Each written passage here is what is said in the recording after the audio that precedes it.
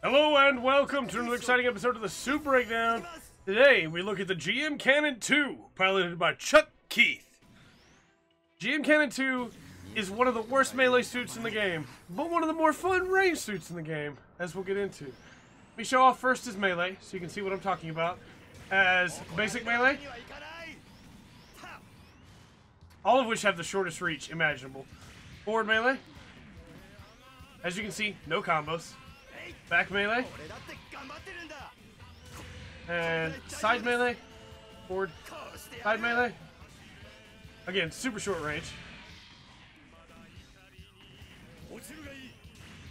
Yep, that's his melee. You can get a little bit more into it by sidestep, but his melee's pretty worthless when it comes to comparing to other 200s in the game with melee.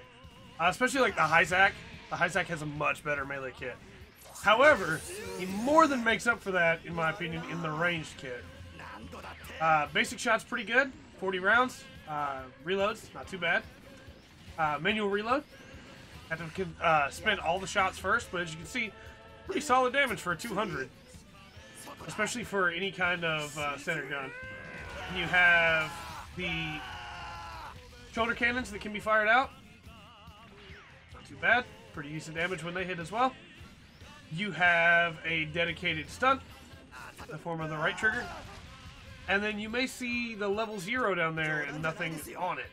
How that works is you can charge the cannons. There's the stun. You can charge the cannons. Let's use the burst and then I'll show off the cannons and what they can do.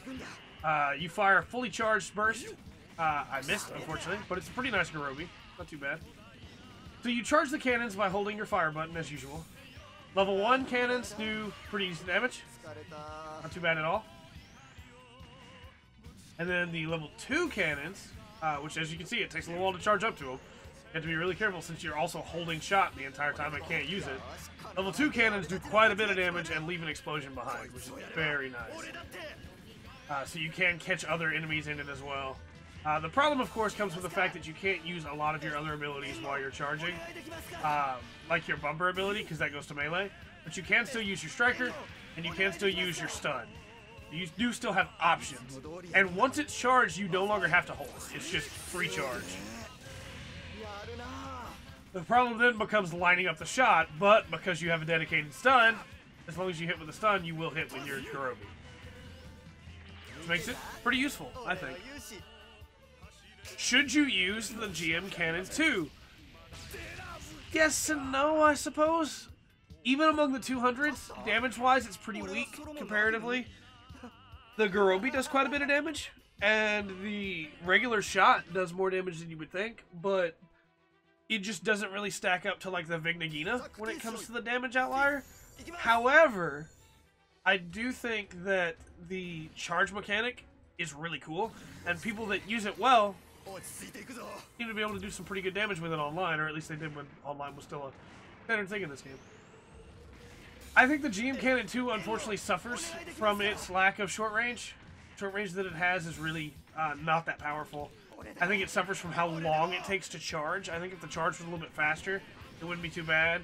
I look at the Burning Gundam and how much faster the charge time is on it, and it has a bunch of other things as well, and not just the cannon really to make it shine and go, man, we could have had something really amazing. But as you can see, a full charge cannon does 248 damage, making it one of the most damaging attacks in this game. Like, that is an insanely high amount of damage that you get in before they fall to yellow lock. And it lasts for a while. It sticks around. You can catch people with it that wouldn't have been expecting it otherwise. The GM Cannon 2 unfortunately winds up being somewhat forgettable in this game, even though I do think it's a pretty interesting suit. I think it has some fun things going on with it. I just think the charge mechanic becomes its main thing, and then you can't really do much else other than charge and fire. You can get some good surprises on people by just doing it in level 1, and they can't tell you're charging when you're charging, so that's nice. But if you play this game enough to know what suits can do, and you're facing one of these, then you know it's charging. So it really just becomes, okay, let me keep him down, let me stop him from being able to line up, let me be constantly moving the way this Gato is. so that it's hard to line these up, so that he can't take the shot that he needs to be able to hit me with a Garobi. Because that's really your bread and butter. That's what you want to hit with as much as possible. That's unfortunate. That was unfortunate. But I do think it has some fun to be used. I do think it can be used effectively. I just don't recommend it for most situations. I think if you're tired of playing a lot of the suits you've been playing and you liked range, sure, give it a go. But if you're a short range person, you're probably not going to appreciate the GM Cannon 2 at all, because its short range game is terrible. With all that said, though, I have been Trey. This has been the Full Spectrum, and remember to always enjoy the full spectrum that the GM Cannon 2 has to offer.